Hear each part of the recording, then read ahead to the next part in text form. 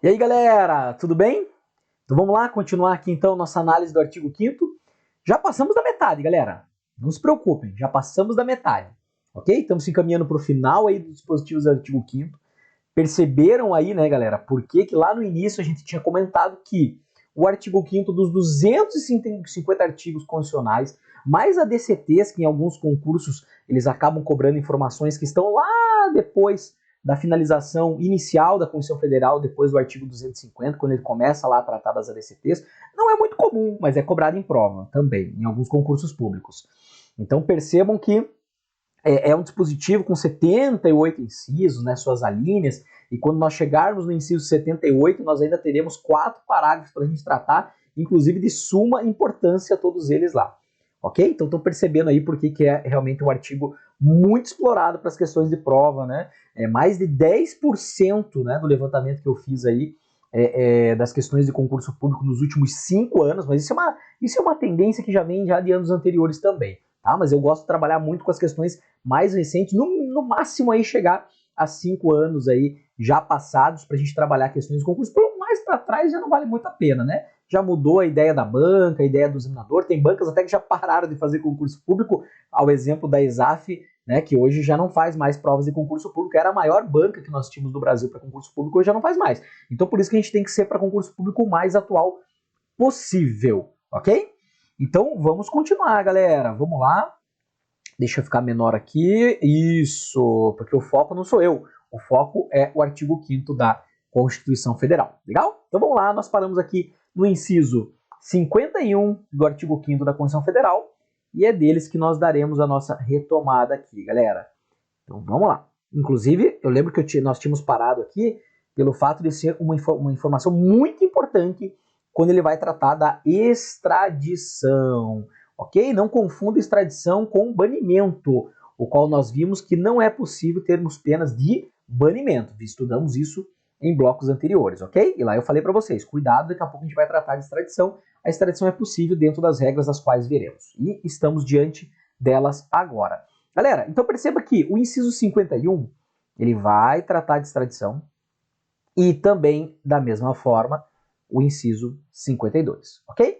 Então olha lá. 51.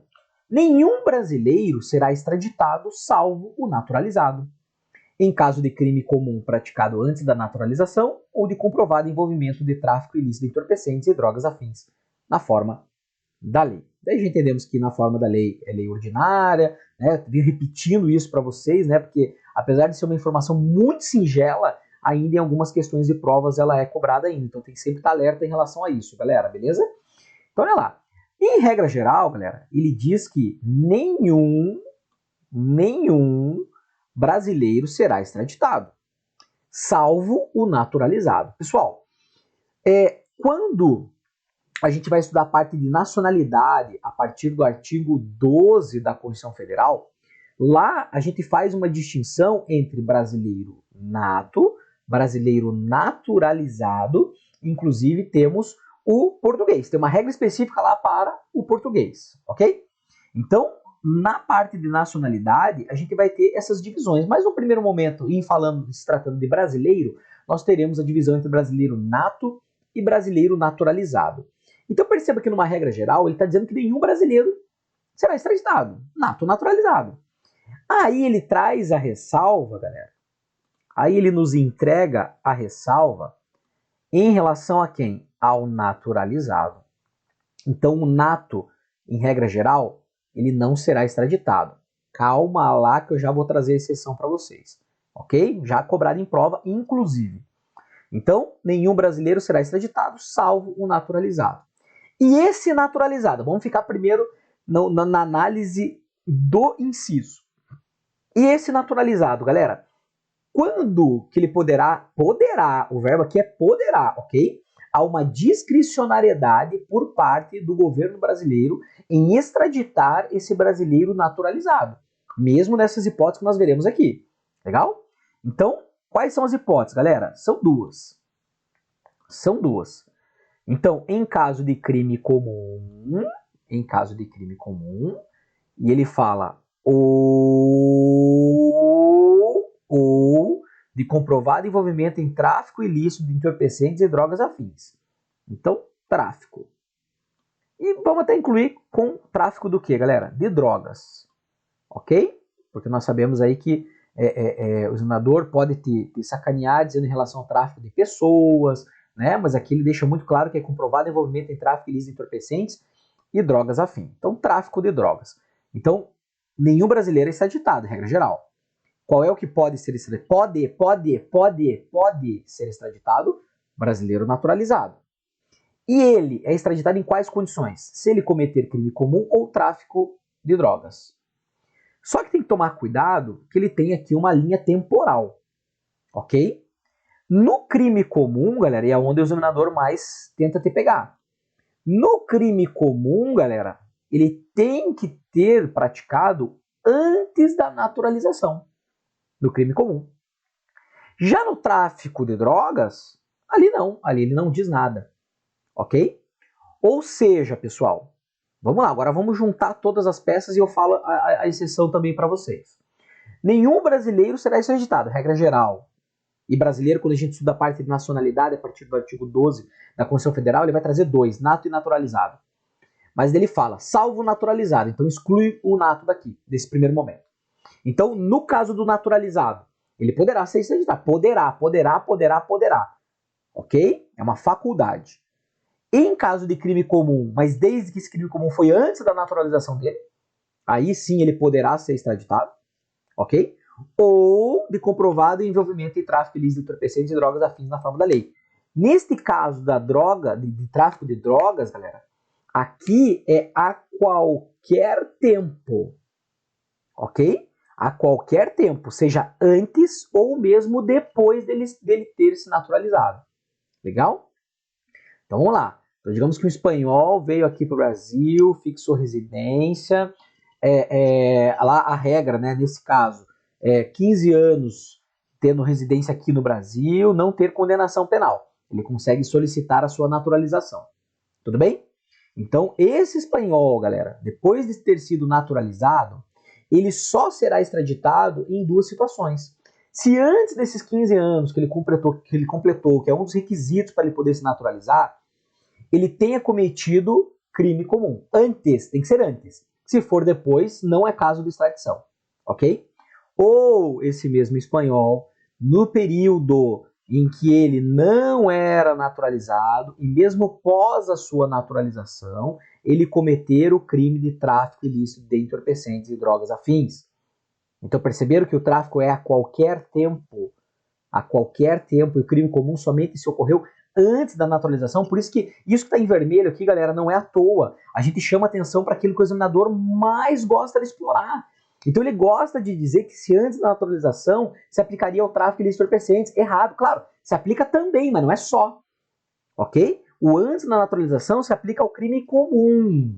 Se ele cometeu antes da naturalização, ele será sim, poderá, aliás, né, ser extraditado. Tudo bem? Então toma bastante cuidado aqui nesse antes da naturalização. Legal, galera. Só que por que eu falei para vocês que guarda aqui da forma que tá, ok? Que é a regra, que está no inciso 51, dessa forma. Só que as bancas de concurso, as maiores bancas, na verdade, né, de concurso público, a exemplo do Sebrasp, eles já cobraram a extradição do brasileiro nato. Só que para nós chegarmos ao entendimento desta cobrança que já foi feita em várias bancas, em vários concursos públicos, nós temos que entender, galera, que essa extradição que está aqui, essa extradição a qual estamos vendo aqui, galera, é uma extradição, deixa eu colocar aqui para nós, extradição chamada de ativa, galera. Essa extradição que está aqui, é chamada de extradição ativa. Ativa, ok? E por que ela é uma extradição chamada de ativa, galera? Porque olha só, ativa é o Brasil pegando aqui, certo? O brasileiro naturalizado, nos dois casos, e mandando esse brasileiro naturalizado para outro país, o qual solicitou. Ok? Entenderam porque o conceito é chamado de extradição ativa? É o Brasil exercendo a ação de extraditar. Por isso que é ativa. Ok? Então, na extradição ativa, é conforme estamos vendo aqui, da forma que está aqui. E sabe o que os examinadores já cobraram em prova, galera? Ele cobrou a extradição chamada de passiva. Extradição passiva. Agora, já na extradição passiva, galera, aí há possibilidade do brasileiro nato ser extraditado. Como assim? Galera, muito simples. Olha só. Pessoal, no caso da extradição passiva, deixa eu até diferenciar aqui para nós. Deixa eu colocar aqui para vocês não esquecerem. Então, extradição ativa e a extradição passiva. Então, a extradição ativa é o que está no inciso, ok? Fechou? Já a extradição passiva, galera, é aquela em qual o Brasil ele está solicitando a extradição para outro país. Que esse país mande para o Brasil um brasileiro, ok? Neste caso, galera, há a possibilidade do brasileiro nato ser extraditado. Vamos dar um exemplo, pessoal. Não aconteceu um caso agora, recente, em que um senhor acabou... eram dois atores, né, muito jovens, e a menina foi apresentar para a família o namorado. Né? Não sei se vocês sabem, lembram desse contexto aí, muito provavelmente vocês devem lembrar, muito noticiado, né, uma fatalidade muito grande, né, o que aconteceu, não sei nem se dá para se chamar de fatalidade, né, mas a menina foi apresentar o namorado e o pai da menina matou o namorado, que era ator também, jovem, e os pais do menino. Então matou os pais e matou o ator, ok? Era, acho que, se eu não me estou enganado, um almoço de domingo lá, né, que eles tinham programado, e o pai não gostando muito da ideia, né, poderia, óbvio, ter agido de uma outra maneira, às vezes não dá pra gente compreender o ser humano, e ele agiu dessa forma. E o cara vazou, né, tem uns vídeos lá, ele saindo, daí a polícia tá investigando, daí parece que ele foi auxiliado aí também por familiares, né, em termos financeiros, até para que ele pudesse fugir, e descobriu-se, né, a Polícia Federal já descobriu que ele pegou e vazou do país, né, a Polícia Federal entrou junto aí por questão das fronteiras, né, e daí descobriu lá na investigação, juntamente com a polícia, acho que é de São Paulo, se eu não estou enganado, que isso aconteceu, e daí a Polícia Federal disse para a Polícia Civil que ela tinha informações de que esse rapaz, esse senhor, ele tinha ultrapassado as fronteiras. Inclusive, chegou aí para o continente europeu, né? Chegou aí para lá. Então, veja, ele é brasileiro nato, esse senhor. Se eventualmente, em algum país que ele esteja na Europa, venham a pegá-lo lá, o Brasil poderá solicitar, por exemplo, ele pode cometer algum delito lá também, e a polícia local faz a prisão dele e o Brasil fica sabendo. O Brasil vai poder solicitar a esse país ao qual ele foi capturado para que extradite ele para cá, para que ele seja julgado, né, e sentenciado aqui pela justiça brasileira, ok? E nesse caso, galera, ele não é um brasileiro nato? O Brasil não está pedindo extradição? Então ele poderá ser extraditado? Poderá. Então perceba que no caso da extradição passiva, onde não é o Brasil que está extraditando, o Brasil está pedindo agora. Agora, neste caso, galera, há a possibilidade do brasileiro nato ser extraditado. Tudo bem? Tranquilo? Bem fácil, né, galera? É só tomar cuidado. Algumas questões que ele cobrou, ele não cobrou o termo extradição passiva, ok? Mas você tem a ideia ali, né, que houve o pedido do Brasil para que esse brasileiro nato viesse a ser extraditado para cá. Então, o que vai importar é o sentido, galera. O Brasil não entrega brasileiro nato, ok? Somente no caso de... Vamos colocar extradição, né, porque tem a entrega também, o termo entrega, né? Então é melhor a gente tratar o termo adequado. O Brasil não vai fazer a extradição do brasileiro nato, ele não vai mandar. Agora, o Brasil pode solicitar a extradição desse brasileiro nato, aí sim, inclusive dentro desse exemplo que eu acabei de dar a vocês aqui. Ok? Maravilha? Tranquilo? Então, essa parte de extradição em relação ao brasileiro nato e na naturalizado. Maravilha. Seguindo, galera, inciso 52 também vai tratar de extradição. Não será concedida extradição de estrangeiro por crime político ou de opinião. Então, olha só, galera, não será. Não será. No caso dos estrangeiros agora, ó. Perceba que nós falamos no anterior de brasileiro nato e naturalizado, distinguimos bem. Agora ele está falando de extradição de estrangeiro. E essa extradição de estrangeiro não será concedida se o crime for político ou crime de opinião. Inclusive porque, de novo, galera, de novo, a Declaração Universal dos Direitos Humanos de 1948, ela trata em relação ao crime político de opinião, ok? Ela fala em relação ao asilo que é dado a esse estrangeiro no outro país que não seja da nacionalidade dele.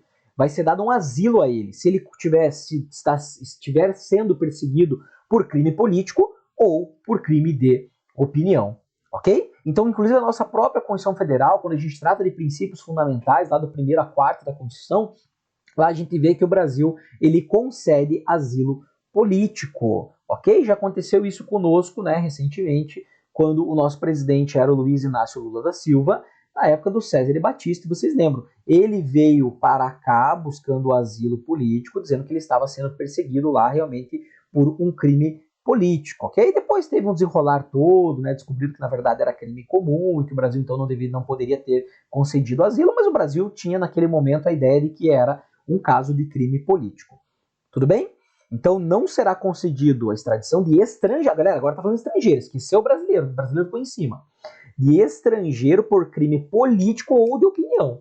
Agora, galera, se é um crime comum que o cara cometeu, aí não se dá asilo aqui no Brasil, aí poderá sim esse estrangeiro ser extraditado, ok? Então guarda conforme tá aqui, a extradição do estrangeiro não vai acontecer por esses dois motivos, se for por crime político ou se for por um crime de opinião, vide o que está, inclusive, na Declaração Universal dos Direitos Humanos. A gente já vem tratando isso ao longo das aulas, a relação importante que a Constituição Federal tem com a Declaração Universal dos Direitos Humanos de 1948. Legal? Tranquilo? Maravilha, pessoal. Então, seguindo, vamos lá. Artigo 53. Artigo não, né? Inciso, perdão. É que é tanto inciso, que chega uma hora que dá a impressão que são artigos, né, galera? Mas não, é inciso, realmente por isso que o artigo 5º, conforme nós comentamos, tem essa importância tão grande, nessa quantidade de incisos que ele possui. Então, olha lá. Próximo, 53. Ninguém será processado nem sentenciado, senão pela autoridade competente. Olha que legal, galera. Agora, pessoal, vocês vão lembrar que a gente tratou isso nas aulas anteriores. Princípio do juiz natural. Deixa eu até colocar aqui diretamente. Galera, vocês lembram que nós tratamos de um outro inciso anterior aqui no artigo 5º, na qual eu falei para vocês, pessoal, ó, aqui nós temos o princípio do juiz natural, mas de forma indireta. Parte da doutrina diz que o princípio do juiz natural estaria lá, quando ele fala que não haverá juízo ou tribunal de exceção.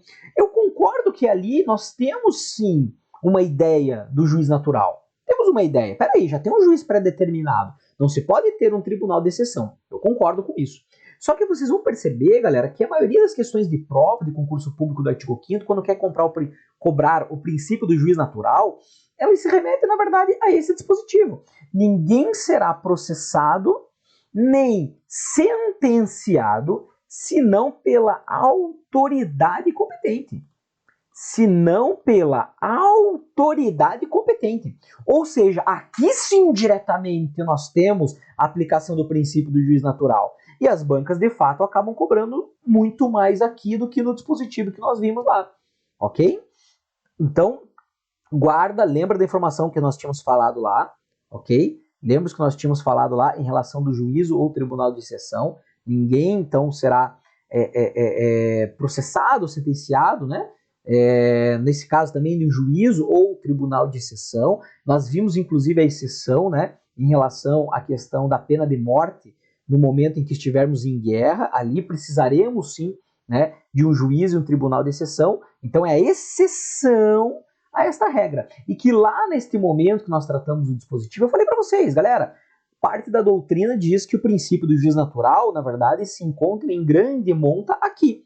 Mas para as questões de concurso público, isso é o que importa para nós. Lembre-se, galera, aqui eu não tô para ensinar direito constitucional para vocês. Não é o foco aqui. Não é o foco. Direito constitucional a gente aprende na faculdade. Direito constitucional a gente vai para uma especialização, ok? Aqui o foco nosso é na veia, é concurso público. Então aqui a gente está preocupado com aquilo que o examinador vai cobrar na prova, da forma que ele vai cobrar na prova, ok? A discussão aqui não é em relação à doutrina, conflito de doutrinas, não. É aquilo, como que eu vou marcar o X no lugar correto? É isso que nós estamos aqui. Claro que na consequência, galera, você acaba aprendendo o assunto. Você acaba, lógico, e é interessante, principalmente quando a gente fala de Constituição Federal, sem dúvida nenhuma, ok? Mas a gente não pode demais, de forma alguma, em nenhum momento da preparação, entendermos que não temos que ficar discutindo algum aspecto em relação a determinado assunto, a determinada matéria. É sabermos de forma objetiva como que aquela banca gosta de cobrar no concurso, como que o examinador gosta de cobrar no concurso e marcar o X no lugar certo e acabou. E pronto, ok? Não é o momento aqui. As carteiras no âmbito de preparatório para concurso público não é o momento de ficar discutindo, principalmente no âmbito do direito. Isso daqui é para as cadeiras e as carteiras acadêmicas, na faculdade. Né? Eu falo isso, galera, porque assim, estudar para concurso público você tem que ser muito objetivo, você tem que ter um foco muito grande. Então, às vezes, a gente percebe, principalmente quem é da área, né, que daí acaba assim, mas não é bem assim, mas não é assim, mas tem um desdobramento, mas tem... Galera, o que é preciso de exceção, de doutrina, de jurisprudência, a gente vai trazer para vocês. Vocês talvez nem tenham percebido, mas a gente está incluindo na informação aqui aquilo que é importante para as questões de prova. Ok? Então eu lembrei disso agora porque realmente é muito comum quando a gente está nas turmas presenciais, né, ali, está tendo um contato maior com vocês, ou de forma ao vivo, né, por uma teletransmissão, virem esses questionamentos. E não que os questionamentos não são válidos, eu acho que vocês até devem de fato questionar, né, mas tomar cuidado de qual é o limite que você pode chegar, não ultrapassar aquilo que de fato as bancas não vão cobrar, e daí você vai ficar numa discussão que você vai perder o seu tempo sendo objetivo na tua preparação, beleza? Então voltemos aqui. Então ninguém será processado nem sentenciado senão pela autoridade competente, princípio do juiz natural, mas de forma mais direta à aplicabilidade aqui, galera. Tudo bem? Pessoal, aqui é aquela situação. Se você lembra que nós vimos lá em relação ao artigo 106 e 126 da Constituição Federal, onde ele vai trazer a Justiça Federal, onde ele vai trazer a Justiça do Trabalho, onde ele vai trazer a Justiça Eleitoral, onde ele vai trazer a Justiça Militar, onde ele vai trazer a Justiça Comum. Então você será processado e poderá ser sentenciado pela autoridade que já está previamente designada para isso. Então, se é uma ação no âmbito da Justiça Federal, pelo juiz federal. Se é um âmbito trabalhista, pelo juiz do trabalho. E assim por diante em todas essas áreas, as quais nós estudamos lá na parte de Poder Judiciário, dos artigos 106 a 126 da Constituição Federal, onde ele vai dividir ali o Poder Judiciário nas suas diversas esferas iniciais de pleito. Ok? Então tá aí, galera. Ninguém será processado nem sentenciado, senão pela autoridade competente. Estamos diante do princípio do juiz natural de forma mais direta do que quando nós vimos juiz e tribunal de exceção. Que também, não estou dizendo que não é do princípio do juiz natural, mas o examinador gosta de cobrar muito, muito, muito mais em respeito a esse dispositivo aqui. Ok? Ficou claro, né? Tranquilo? Beleza, galera. Próximo inciso, galera. Ninguém será privado da liberdade ou de seus bens sem o devido processo legal. Então, ninguém será privado da sua liberdade nem de seus bens sem o devido processo legal. Galera, então a liberdade, seu direito de ir e vir. Daqui a pouco nós entraremos nos remédios constitucionais, vamos discutir lá muito bem, porque despenca em prova, né, o conceito dos remédios constitucionais. Lá nós veremos que existe um remédio constitucional específico para o direito de liberdade. Então ninguém será privado da liberdade ou de seus bens sem o devido processo legal. E aqui, galera, você tem que tomar cuidado, porque mesmo em relação, quando a gente fala dos bens, né, é um conceito muito genérico. Né? É bem material, é bem imaterial, né? É bem móvel, é bem imóvel, ok? Então é um conceito muito genérico. Então o que a gente tem que tomar cuidado, galera? Que aqui, na verdade, quando ele fala dessa privação da liberdade e de seus bens, e ele fala do devido processo legal, inclusive no próximo dispositivo ele vai dar essa ideia, mas aqui muita gente acaba não enxergando. Cuidado que esse devido processo legal, pessoal, ele não é só no âmbito judicial, tá? É no âmbito judicial ou administrativo. Tudo bem? Então guarda aí. Tudo bem que quando a gente fala na questão da liberdade, essa liberdade nossa, ela poderá ser cerceada mediante ação judicial. Mas quando a gente fala de bens, galera, isso pode ocorrer inclusive dentro de um processo administrativo, ok? Então toma cuidado aí. Sem o devido processo legal, aqui você tem que ter a ideia que o processo ele pode ser tanto judicial como também um processo administrativo. E vai ficar muito claro agora para vocês, inclusive em relação ao próximo dispositivo. Olha lá, galera. Inclusive aqui, né, pessoal, nesse inciso, no direito administrativo, lá a gente vai estudamos, né, muito comumente para concursos públicos, a Lei 9784, que ela fala sobre o quê, galera? Sobre processo administrativo. Então, processo nós teremos tanto no âmbito judicial como também no âmbito administrativo. Dá uma olhada no próximo inciso, galera. Aos litigantes em processo judicial ou administrativo, aqui ele trouxe de forma expressa, olha que legal, e aos acusados em geral, são assegurados, isso é muito importante, galera, dois princípios que são aplicados no âmbito do processo judicial e também do processo administrativo, que é o princípio, vou até colocar de outra cor, porque isso aqui é muito cobrado em prova, galera. Estamos diante do princípio do contraditório e diante do princípio da ampla defesa, com os meios e recursos a ela inerentes. Galera, olha só. Então, tanto no processo judicial, o qual você esteja sofrendo ou esteja demandando, como no processo administrativo, tem que ser garantido esses dois princípios. O princípio do contraditório e o princípio da ampla defesa. E aqui a gente tem que diferenciar, são dois, percebam que são dois princípios. O princípio do contraditório, galera, é você ficar sabendo do que estão te acusando. Isso é o contraditório. Então, se entraram com processo contra você no âmbito administrativo ou entraram num processo no âmbito judicial, você precisa saber do que você está sendo acusado, ok? Isto é o contraditório. E a partir do momento que você está sabendo do que você está sendo acusado, aí você vai para cima para se defender. E no momento em que você estiver se defendendo, é que você vai se valer do outro princípio, que é o princípio da ampla defesa, ok? Princípio da ampla defesa. Então são chamados de princípios mesmo, galera. Inclusive princípios no âmbito não só aqui do direito constitucional. Isso é cobrado dentro do direito administrativo lá, os princípios do contraditório e ampla defesa. Então guarda, contraditório, eu estou sabendo do que estão me acusando. Ampla defesa, agora, depois que eu fiquei sabendo do que estão me acusando, eu vou me defender. E olha o nome do princípio, galera, ampla defesa. Ampla defesa. E esse ampla defesa, galera, é o que tem relação com o próximo dispositivo. Olha só. É o que tem relação com o nosso próximo dispositivo da Constituição. São admissíveis no processo as provas obtidas por meio... Aliás, desculpa, são inadmissíveis. É que eu ia falar que são admissíveis as provas obtidas por meio ilícito, mas vamos tratar conforme está o disposto, né? Que fica muito melhor. Então, são inadmissíveis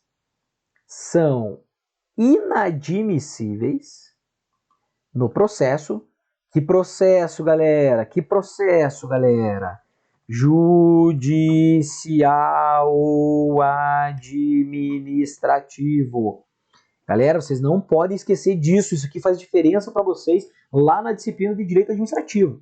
Ok? Quando a Constituição Federal se remete aqui, em alguns momentos, ao devido processo legal, no processo, nós temos que entender que é o judicial ou administrativo. Tudo bem? Então, são inadmissíveis no processo judicial ou administrativo as provas obtidas por meio ilícitos. Então, galera, as provas obtidas por meio ilícitos, elas não são admitidas no processo. Ou seja, isso tem a ver com a ampla defesa. Para você se defender, você pode usar todas as formas admitidas do direito. Todas as formas, mas desde que sejam admitidas. E as obtidas por meio ilícitos não são admitidas. Ok? Tranquilo? Beleza? Legal, galera. Legal. Pessoal, então vamos fazer uma pausa aqui no bloquinho, tá? Diante do que acabamos de ver aqui. Tem muito dispositivo legal ainda para nós vermos, ok? Estamos diante do dispositivos 56, ou seja, temos mais 22 dispositivos à frente, mais 4 parágrafos para tratarmos, mais algumas alíneas também no meio desses 22 incisos ainda. Mas, galera, estamos indo muito bem, tá? Estamos vendo na íntegra aqui, com muita calma, com o aprofundamento necessário, todos os dispositivos do artigo 5º. Legal? Então você vai ver que depois que a gente fechar, você pegar um caminhão de questões para você resolver, vai ficar totalmente assentado o entendimento e daí você não vai ter mais nenhum tipo de dificultador nas suas questões de concurso público tratando do artigo 5º da Constituição Federal. Legal? Então a gente já volta porque tem dispositivo bem importante na sequência aí para nós tratarmos também, galera. Valeu? Forte abraço, pessoal. Até daqui a pouco. Tchau, tchau.